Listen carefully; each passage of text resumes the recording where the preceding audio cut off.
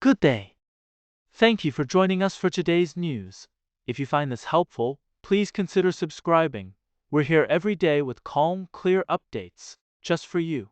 A sudden emergency has unfolded in the Auckland suburb of Beach Haven, sending multiple emergency units rushing to the scene. At around 4:21 p.m., authorities received a call about a developing situation on Rangatira Road and Sunnyhaven Avenue.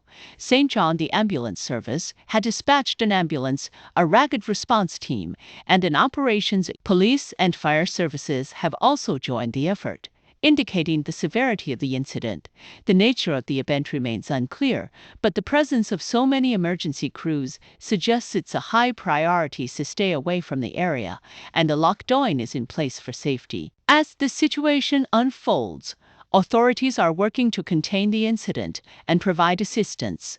The community is being kept informed through official channels, and updates are expected as more details emerge.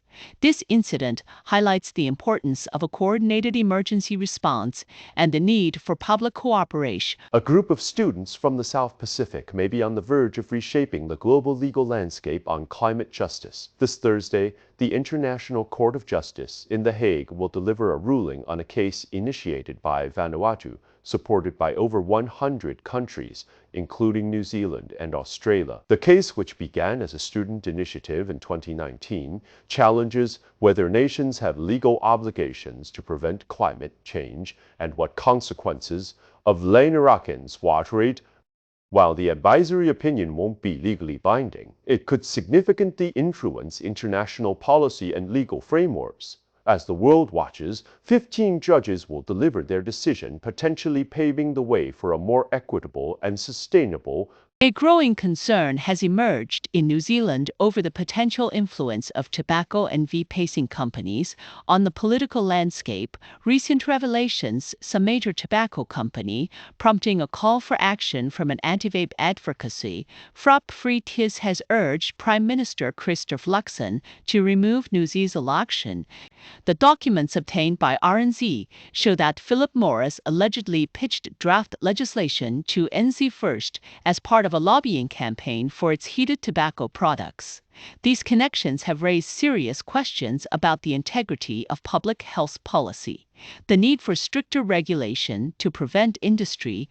In a dramatic trial that captivated the Wellington community, Julia Deluni was found guilty of murdering her 79-year-old mother, Helen Gregory. The case centered on a tragic confrontation that led to a murder staged to Looney's Spiganasham struggles, particularly her heavy spending on Koei. Forensic evidence showed that the scene was carefully staged, with blood smeared across the walls to make it appear as though her mother had fallen from an attic ladder, despite Deluni's defense claiming an unknown intruder was possible. Months of intense arbitrage and forensic records, said CTV footage.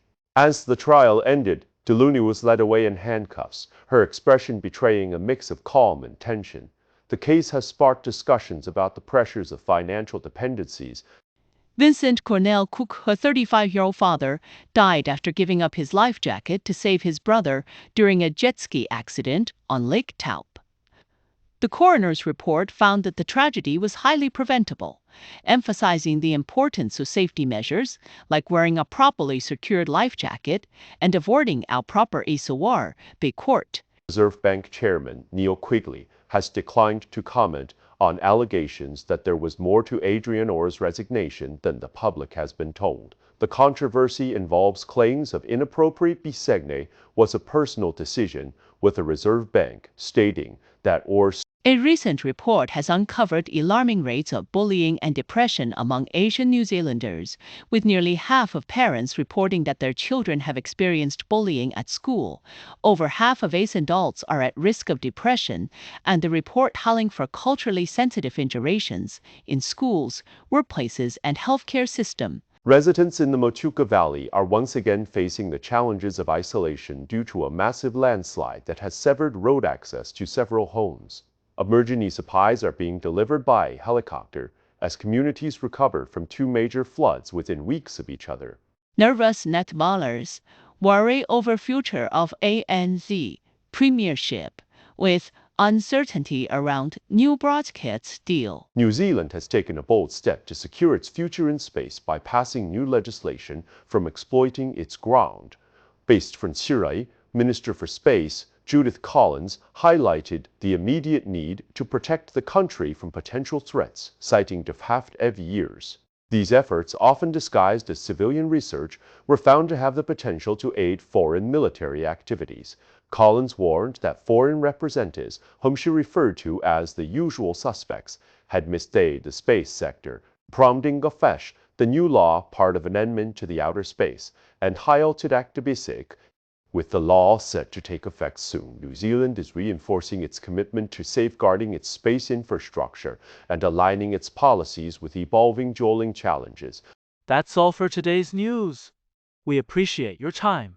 If you enjoyed this update, please consider subscribing. Your support helps us keep going.